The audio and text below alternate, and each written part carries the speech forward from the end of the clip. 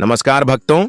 हर हर महादेव। जय भगवान शिव। भक्तों, 2025 में लगने जा रहा, भारत की प्रयागराज में लगने जा रहा महाकुंभ। भक्तों, यह कुंभ आप अपने जीवन में सिर्फ और सिर्फ एक बार ही देख पाओगे। इसलिए भक्तों, इस कुंभ का महत्व सबसे अधिक माना जा रहा है। जो भी भक्त इस कुंभ का अगर लाभ उठाना चाहता है तो वह आज की वीडियो देख ले, तो आप वह लाभ प्राप्त होगा जो आपने अपने जीवन में किसी भी दिन, किसी भी तारीख, किसी भी मुहूर्त पर नहीं प्राप्त हो सका।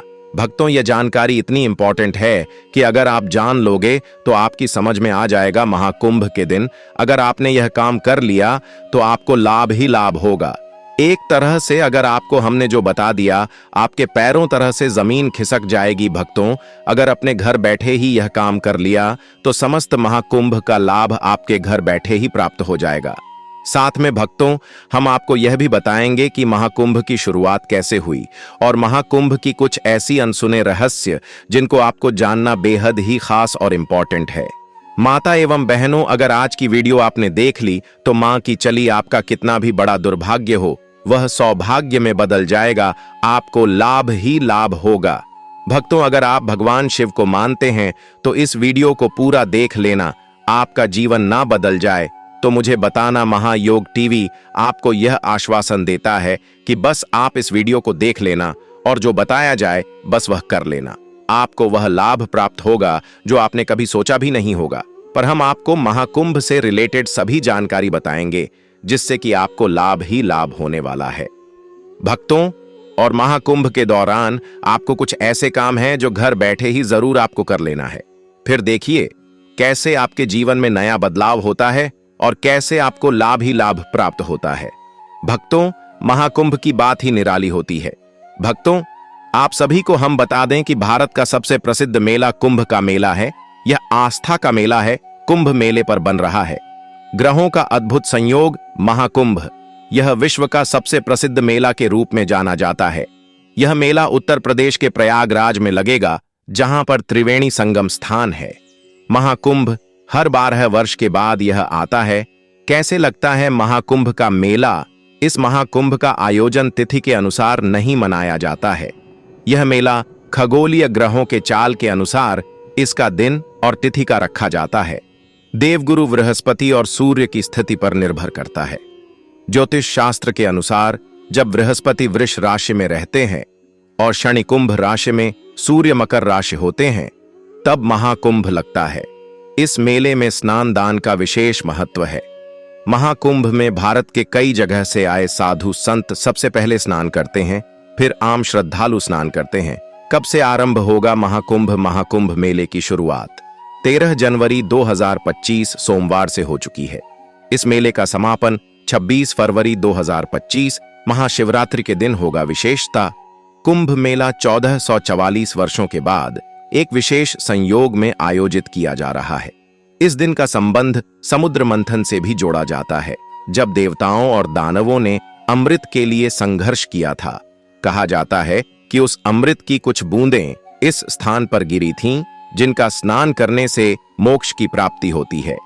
महाकुंभ के दिन ग्रहों की स्थिति इस प्रकार है। सूर्य, चंद्रमा, देवगुरु बृहस्पति और शनि शुभ स्थिति में है। समुद्र मंथन के समय भी ग्रहों की ऐसी ही स्थिति थी। महाकुंभ पर पूर्णिमा के साथ कई शुभ संयोग। महाकुंभ के दिन पौष मास की पूर्णिमा का महत्व विशेष होता है।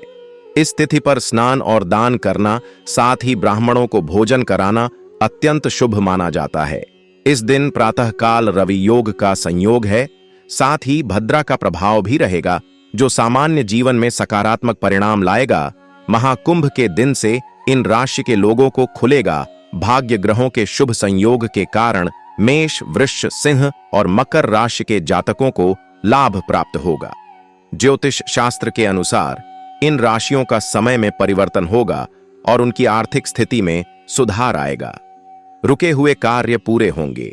नए प्रोजेक्ट में जो बाधाएं आई थीं, वे समाप्त होंगी और आर्थिक स्थिति अनुकूल रहेगी।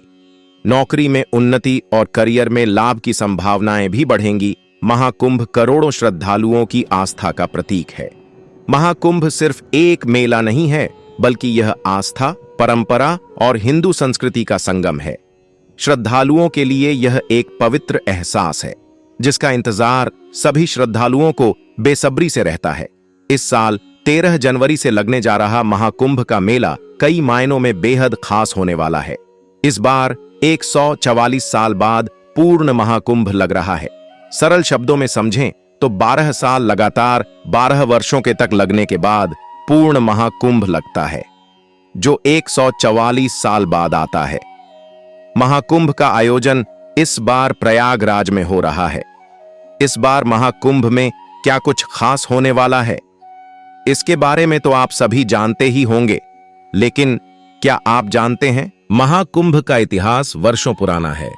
महाकुंभ से जुड़े कई ऐसे रहस्य हमारे ग्रंथों में छिपे हुए हैं जिन्हें उजागर करना जरूरी है। तो आइए जानते हैं महाकुंभ से जुड़े कुछ रहस्य। साथ ही जानते हैं कब और कहां सबसे पहले हुआ था महाकुंभ का आयोजन। अभी तक आपने वीडियो को लाइक न किया हो तो वीडियो को लाइक जरूर कर दीजिए और कमेंट बॉक्स में लिख दीजिए हर हर महादेव, क्योंकि भक्तों अब हम आपको बताने जा रहे हैं महाकुंभ का लाभ प्राप्त करने के लिए आपको क्या करना है, किस प्रकार से करना है। तो वीडियो को पूरा देखें, आधा अधूरा ना देखें और सच्चे हृदय से भगवान शिव के लिए वीडियो को लाइक जरूर कर दें। घर बैठे अमृत स्नान का पुण्य कमाने के लिए यह है नियम। घर बैठे महाकुंभ का लाभ पाने के लिए आपको सूर्योदय से पहले उठना होगा, क्योंकि सूर्योदय के पहले ही अमृत स्नान किया जाता है। इसके लिए आप अपने आसपास किसी पवित्र नदी में स्नान करें। अगर कोई नदी नहीं है तो घर के पानी में थोड़ा गंगा जल डालकर पूरी श्रद्धा भाव से नहाएं। घर बैठे अमृत स्नान का पुण्य कमाने के लिए नहाते समय गंगे च यमुने चैव गोदावरी सरस्वती नर्मदे सिंधु कावेरी जलेस्मिन सन्निधिं कुरु मंत्र का जाप करें। अगर आप इस मंत्र का जाप नहीं कर सकते हैं तो हर हर गंगे का जाप करें। घर में अमृत स्नान का पुण्य प्राप्त करने के लिए नहाते समय साबुन, डिटर्जेंट या किसी प्रकार के साबुन और शैम्पू का इस्तेमाल नहीं करना चाहिए। इसके अलावा कुंभ में 5 डुबकी लगाने की परंपरा है। ऐसे में घर पर मन ही मन गंगा मैया का स्मरण करते हुए स्नान करें। स्नान करने के बाद भगवान सूर्य को अर्घ्य देने के साथ तुलसी माता को भी जल अर्पित करें। महाकुंभ में दान का बड़ा महत्व होता है। ऐसे में आप भी घर पर स्नान के बाद जरूरतमंद, असहाय और गरीबों को धन, कपड़े, अन्न आदि का दान करें। घर बैठे महाकुंभ का लाभ कमाने के लिए सात्विक भोजन करें। इस दौरान प्याज, लहसुन और तामसिक भोजन का एकदम त्याग कर दें। इसके अलावा अमृत स्नान में शारीरिक शुद्धता के साथ मन की शुद्धता भी बहुत जरूरी होता है। ऐसे में आपको अपने मन को भी शुद्ध रखना बहुत जरूरी होता है। कितना पुराना है महाकुंभ का इतिहास। कुछ ग्रंथों में बताया गया है कि कुंभ मेला का आयोजन 850 साल से भी ज्यादा पुराना है। आदि शंकराचार्य द्वारा महाकुंभ की शुरुआत की गई थी। कुछ कथाओं में बताया गया है कि कुंभ का आयोजन समुद्र मंथन के बाद से ही किया जा रहा है, जबकि कुछ विद्वानों का कहना है कि गुप्त काल के दौरान से ही इसकी शुरुआत हुई थी। लेकिन सम्राट हर्षवर्धन से इसके प्रमाण देखने को मिलते हैं। इसी के बाद शंकराचार्य और उनके शिष्यों द्वारा सन्यासी अखाड़ों के लिए संगम तट पर शाही स्नान की व्यवस्था की गई थी। कुंभ मेले के आयोजन को लेकर मान्यता, हालांकि कुछ ऐतिहासिक साक्ष्य यह भी मिलते हैं जिनसे सिद्ध होता है कि कुंभ का आयोजन राजा हर्षवर्धन के राज्यकाल में आरंभ हुआ था। प्रसिद्ध चीनी यात्री ह्वेनसांग जब अपनी भारत यात्रा के बाद उन्होंने कुंभ मेले के आयोजन का उल्लेख किया था। इसी के साथ उन्होंने राजा हर्षवर्धन का भी जिक्र किया है। दयालु स्वभाव के बारे में भी उन्होंने जिक्र किया था। ह्वेनसांग ने कहा था कि राजा हर्षवर्धन लगभग हर 5 साल में नदियों के संगम पर एक बड़ा आयोजन करते थे, जिसमें वह अपना पूरा कोष गरीबों और धार्मिक लोगों को दान में दे दिया करते थे। महाकुंभ और समुद्र मंथन के रहस्य। समुद्र मंथन के बारे में शिव पुराण, मत्स्य पुराण, पद्म पुराण, भविष्य पुराण समेत लगभग सभी पुराणों में जिक्र किया गया है। मान्यताओं के अनुसार समुद्र मंथन के दौरान जब अमृत कलश बाहर आया था, तब देवताओं और राक्षसों के बीच तनातनी और संघर्ष को कम करने के लिए भगवान विष्णु ने मोहिनी अवतार लिया था। इसके बाद जब देवताओं और राक्षसों के बीच संघर्ष काफी ज्यादा बढ़ गया, तो उन्होंने इंद्रदेव के पुत्र जयंत को यह अमृत कलश सौंप दिया गया। जयंत कौवे का रूप धारण कर राक्षसों से अमृत कलश को छीनकर उड़ चले थे। जब वह घट को लेकर भाग रहे थे तो अमृत कलश से कुछ बूंदें प्रयागराज, उज्जैन, हरिद्वार और नासिक में गिर गई थीं। जहां जहां अमृत कलश की बूंदें गिरी वहां वहां कुंभ मेला का आयोजन किया जाता है।